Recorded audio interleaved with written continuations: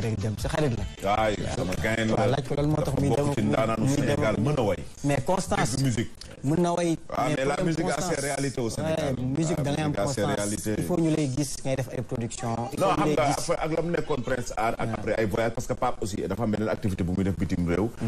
donc musique rek fayul aussi. il faut nga am leneen loo ko booleel ak détail noonu. te Pape mi ngi ànd ak ki njëkk a def house. Sénégal. ci son bi. mais dafa son bi ki ma doon seet. mooy Serigne Fall. ki ma doon seet non son bi la bu bees bi. waaw mais son bi waaw. waaw ñoom dama doon dëggal li ngay wax rek. ci house ki ma doon ki ko kàttanee loo son ki ma doon seet son boobu noonu son bi c'est-à-dire jazz la ko def. mu nekk son boo xamante ni nii son bu nice la noonu mais pas problème constance la am en fait. day jékki-jékki disparaître après doo ko gisaat. mooy li ma la wax non dafa am activité ci biti. parce que ay père de famille nga da ngay am njaboot da ngay am looy dundee des fois soo amee yenn activité yi foog nga di ko dóor. mais en tout cas xam nga artiste c'est vrai que régularité am na solo trop mais tamit di génn. di génne mbir saa yu jotee. ak waxtu woon ko war a génne am na solo. parce que génne pour génne rek amul sens.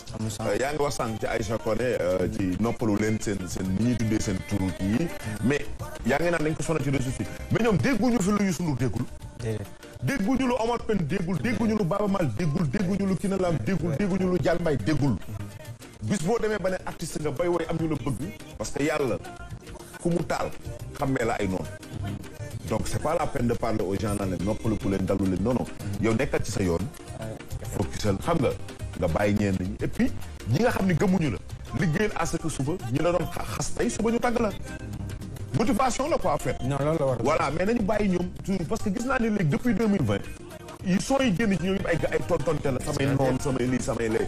il y a des ay noon virtuels quoi. ay noon qui n'existent pas quoi. dañuy utal seen bopp yaa koy créer mais ça n'existe pas quoi. toi-même. et puis on n'est pas obligé soo génnee son par force nit ki da koy bëgg. mais bu la ko bëggul liggéeyal xoolal lan la bëgg nga fexe parce que artiste loolu la. ba pare yow tu te fais